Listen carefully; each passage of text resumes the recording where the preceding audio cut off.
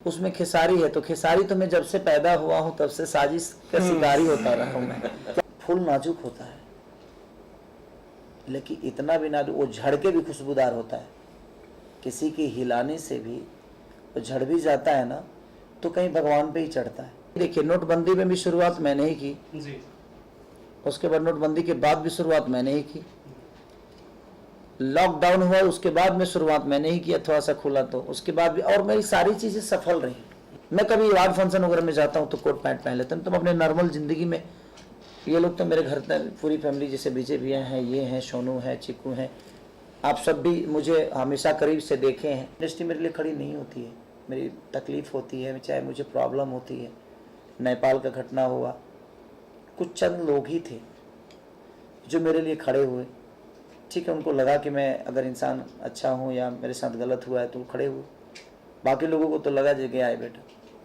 तो ठीक भैया, एक सवाल है, बगल में पराग भैया बैठे हैं डॉक्टर साहब, उन्होंने ही एक स्टेटमेंट दिया है कि आशिकी को लेकर साजिश हो रही है और कुछ लोग जो हैं जो रिलीज में पंगा डालने वाले हैं। कई सारे सवाल ये पराग पाटिल जी ने ही और बगल में ही है, इसीलिए मैंने स्टेटमेंट आपसे पूछा है। देखिए, आशिकी में कोई दूसरा हीरो होता तो ऐसी बातें नहीं बोलते। उसमें खेसारी है, तो खेसारी तो मैं जब से पैदा हुआ हूं तब से साजिश का शिकारी होता रहा हूं मैं। देखिए, साजिश करने वाले 10 ही लोग होते हैं, लेकिन मुझे प्यार करने वाले, मुझे लगता है कि 70 करोड़ जनता है।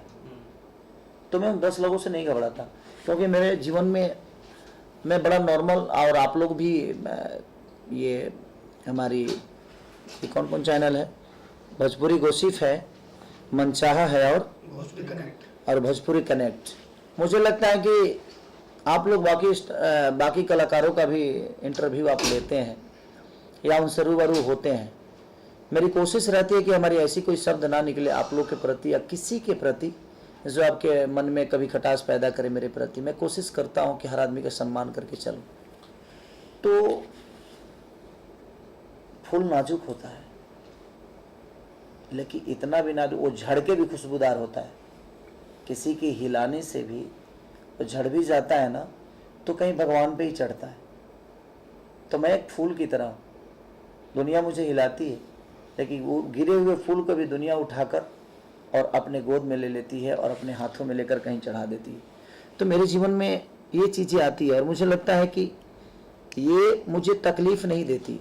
मैं कभी भी परेशानियों से भागा नहीं, क्योंकि मुझे लगता है कि परेशानियाँ ही आपकी सबसे बड़ी ताकत होती है। भैया, 2020 में ही आपकी फिल्म लॉकडाउन के बाद लगती है, फिर 21 में जब लॉकडाउन लगती है तब भी आपकी फिल्म से शुरुआत होती है। 2022 भी आप ही की फिल्म से बड़ी ब्लॉकबस्टर मतलब स्टार्ट होने वाली है। आप ही को टारगेट क्यों किया जा रहा है, ये सवाल कई सारे लोग पूछते रहते हैं, और फिर से ये सवाल आ चुका है मार्केट में कि भाई आशिकी को मेरे से ही। देखिए, नोटबंदी में भी शुरुआत मैंने ही की जी। उसके बाद नोटबंदी के बाद भी शुरुआत मैंने ही की। लॉकडाउन हुआ उसके बाद में शुरुआत मैंने ही किया, थोड़ा सा खुला तो उसके बाद भी, और मेरी सारी चीजें सफल रही। अब ये लोगों को लगता होगा क्या है, देखिए साजिश क्या कर रहे हैं, ये मैं नहीं करता। लोगों का प्यार मेरे प्रति इतना ज्यादा है कि मुझे लगता है कि मैं कुछ भी करूंगा और कभी भी करूंगा तो उनके दिल और दिमाग में मैं हमेशा रहूंगा, क्योंकि मैं उनके लिए स्टार हूं ही नहीं, और मैं आर्टिस्ट भी नहीं हूं, ना मैं कलाकार हूं। मैं सिर्फ उनका बेटा हूं और मेरे मन में वही चीज़ें होती है और मैं उसी विचारधारा के साथ सबको प्यार करता हूँ। और मैं कभी वार्ड फंक्शन वगैरह में जाता हूँ तो कोट पैंट पहन लेता हूँ, तो अपने नॉर्मल ज़िंदगी में ये लोग तो मेरे घर तक पूरी फैमिली, जैसे बीजे भैया हैं, ये हैं, सोनू है, चिक्कू हैं, आप सब भी मुझे हमेशा करीब से देखे हैं। मेरे अंदर कभी स्टारडम नाम की चीज़ें नहीं आई, और मैं कोशिश यही करता हूँ कि कभी ना आए और लोगों का प्यार ऐसे ही अटूट मेरे साथ रहे, क्योंकि पूरी इंडस्ट्री अच्छी है। क्योंकि देखिए, मैं किसी के बारे में बुरा बोल के उसको क्या बोल सकता हूँ, मेरे बुरा बोलने से तो बुरा हो नहीं जाएगा। ये पूरी दुनिया जानती है अच्छाई क्या है, सच्चाई कौन है, बुरा कौन है, कौन क्या सोचता है। मेरे पीछे कुछ चंद लोगों का हाथ है जो मेरे लिए हमेशा खड़े रहते हैं, नहीं तो पूरी इंडस्ट्री मेरे लिए खड़ी नहीं होती है। मेरी तकलीफ़ होती है, चाहे मुझे प्रॉब्लम होती है। नेपाल का घटना हुआ, कुछ चंद लोग ही थे जो मेरे लिए खड़े हुए। ठीक है, उनको लगा कि मैं अगर इंसान अच्छा हूँ या मेरे साथ गलत हुआ है तो खड़े हुए। बाकी लोगों को तो लगा जगह आए बेटा, तो ठीक है, उनकी अपनी सोच है और उनके सोचने से मेरी जीवन तो चलती नहीं। मेरी जीवन तो अपनी जनता की सोच से चलती है, मेरे चंद लोगों के सोच से चलती है। और मैं बड़ा हैप्पी हूँ इस बात से। मैंने एक स्टेटमेंट भी दिया था कि भाई मेरा बर्थडे आ रहा है 15 मार्च को, इंडस्ट्री से कोई आदमी मुझे हैप्पी बर्थडे मत बोलना और आशा भी नहीं करना कि मैं आपको बोलूँगा। आप मेरे बर्थडे में मत आओ, मुझे न्योता देना है उनको जिनकी वजह से मेरी जीवन चलती है और मेरी जीवन मेरे जनता के बदौलत चलती है। और वो जहाँ रहेंगे कहीं काट लेंगे खेसारी लाल यादव के, आपको काटने की जरूरत नहीं है। क्योंकि मुझे लगता है कि जब मेरे दुख में आप शामिल नहीं हुए तो मुझे हैप्पी बर्थडे बोलकर आप क्या साबित करना चाहते हैं। तो मुझे तकलीफ होता है कि यार मैं भी तो इसी इंडस्ट्री का एक हिस्सा हूँ, तो मुझसे इतना भेदभाव क्यों होता है।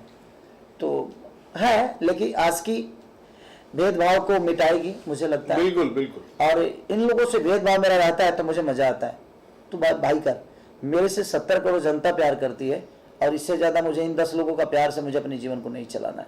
और ये 4 तारीख को दुनिया बताएगी और 4 तारीख को आप सब प्लीज अपना प्यार और आशीर्वाद जिस तरह हमेशा हमें दिए हैं, ये रिक्वेस्ट कर रहा हूँ कि एक बहुत अच्छी फिल्म हमने बनाई है और पहली बार मैंने लिखा है एक सिनेमा, तो मेरी लिखी हुई सिनेमा को आप लोग इतना प्यार दीजिए कि ऐसा ही मैं भी सोच के कुछ लिखूं और आप सबके बीच में उसको प्रदर्शित करें। हमारे पराग पाटिल जैसे लोग, हमारे बड़े भाई गार्जियन, हमारा दोस्त, मैंने सब इनसे जुड़ते हैं, हमारे प्रदीप भैया से।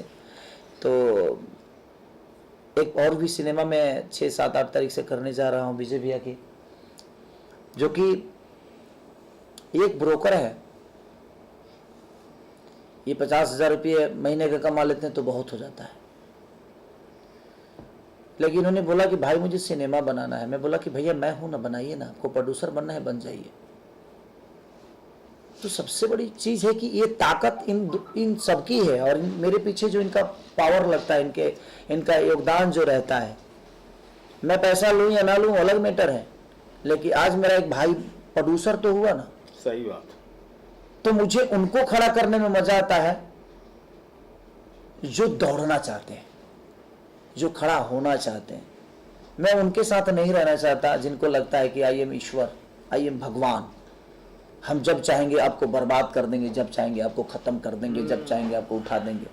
हम ऐसे लोगों से थोड़ा सा दूर रहता हूं, क्योंकि मुझे ना किसी ने उठाया है और ना ही किसी की औकात है मुझे गिराने की। क्योंकि मेरे पास जब तक पब्लिक और जनता का प्यार है, तब तक मुझे लगता है कि मैं अपना दुश्मन खुद ही बन सकता हूं, कोई दूसरा मेरा दुश्मन नहीं हो सकता। क्योंकि मैं दुश्मनी के लायक भी कुछ लोगों को नहीं समझता हूं, जिनको लगता है कि मुझे गिरा देंगे। तो ठीक है ना, वो क्या है, अब जनता बताएगी कि आप मुझे कितना गिराते हैं और 4 तारीख को सबको पता चलेगा। क्योंकि एक रियल बेस मैंने पहली बार कहानी लिखी है और पहली बार अमरपाली जी के साथ मैंने काम किया है, ऐसे गाना किया है बट सिनेमा पहली बार किया। बिल्कुल। तो आप लोग अपना प्यार और आशीर्वाद आशिकी को दीजिए। वह आशिकी वो मोहब्बत नहीं, एक परिकाष्ठा है, एक आस्था है, और उस आस्था से अगर आप दिल से जुड़ेंगे तो शायद मुझे लगता है कि आपके अंदर एक इंसान जगेगा और वो इंसान ऐसा होगा जो धरती पे हर उस इंसान को सिर्फ मोहब्बत करेगा। Thank you so much.